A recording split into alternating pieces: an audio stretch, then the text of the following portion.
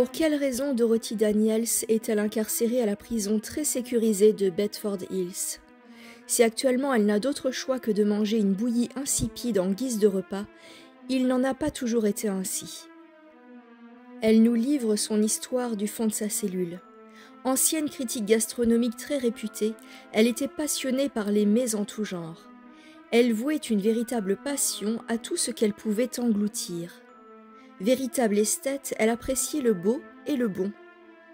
Mais sa passion aura malheureusement été fatale à ses nombreux amants. Avide de nouvelles expériences culinaires et de sensations gustatives improbables, elle n'a pas hésité à leur tendre des pièges. Séductrice, elle les a attirés dans ses filets, afin de les déguster physiquement dans tous les sens du terme. La vorace avait un besoin irrépressible d'engloutir tout ce qui trouvait grâce à ses papilles. Avide de chair fraîchement découpée, elle ne reculait devant rien pour assouvir ses pulsions cannibales. Un foie sanguinolent entre les mains et son plaisir était à son apogée. Totalement froide et vide d'émotion, elle se comportait en animal.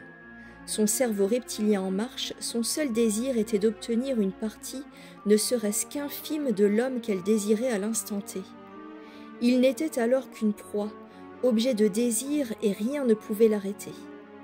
Seulement, quand plusieurs de ses amants ont disparu, la police a commencé à rôder autour d'elle et à s'intéresser à son profil psychologique plus que particulier. Véritable tueuse en série, elle est aujourd'hui hors d'état de nuire, et elle nous livre son histoire glaçante derrière les barreaux. La vorace est un texte surprenant, osé, voire même très cru, mais il est avant tout extrêmement sensoriel. C'est un ovni littéraire qui se déguste comme une friandise.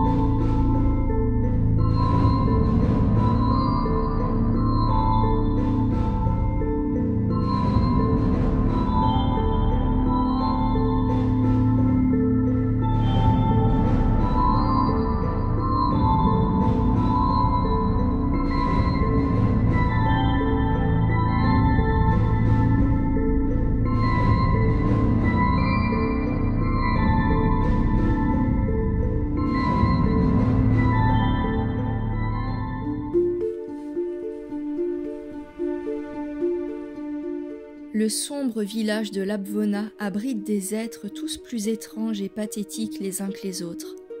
Marek, l'idiot du village, est né difforme, et il est dénué de toute morale. Son père, Jude, un berger violent, n'est guère mieux.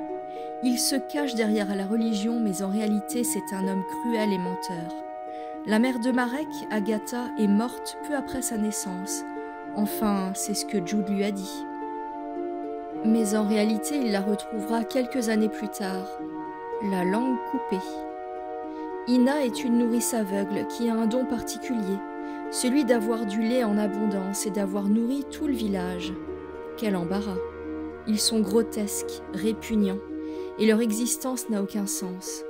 Ils sont gouvernés par un roi à leur image, le grand William, un monarque despote qui donne des ordres ridicules à ses sujets trop faibles pour s'en rendre compte. Tout ceci ressemble à une farce, à une fable ridicule où l'horreur fait loi. Mais un événement va venir faire basculer la vie de Marek. Alors qu'il jouait avec le fils du roi, un incident se produit. Il va le tuer accidentellement. Il doit être puni. La sentence tombe. Le roi, amputé d'un fils, n'a d'autre choix que de prendre Marek, le fils de Jude, et de l'adopter. Marek devient alors le futur héritier du royaume de Labvona, et sa vie est transformée. Son véritable père accepte la punition sans broncher, puisque de toute façon, il ne portait pas un amour intense à son pauvre garçon. Dès lors, Marek mène une existence de pacha, entre gourmandise et paresse. Tandis qu'en bas de la colline, les habitants de Labvona font face à deux événements dramatiques, la sécheresse et la famine. Le fossé se creuse entre les mondes et Marek savoure sa nouvelle vie. Finalement, il semble avoir été récompensé d'avoir tué. Quel drôle de jugement! Labvona représente un monde où les valeurs sont inversées, des êtres caractériels, bêtes et mus par leurs pulsions, un tyran en guise de roi qui profite de la bêtise ambiante pour jouir allègrement de la richesse du pays et infliger à ses habitants toutes sortes de règles plus ridicules les unes que les autres. La dichotomie entre les deux mondes saute aux yeux. En bas de la colline, les habitants se meurent, alors que dans les hauteurs de la ville, on s'empiffre et on se prélasse indéfiniment. Les habitants croient naïvement qu'on leur veut du bien et qu'on œuvre dans leur intérêt.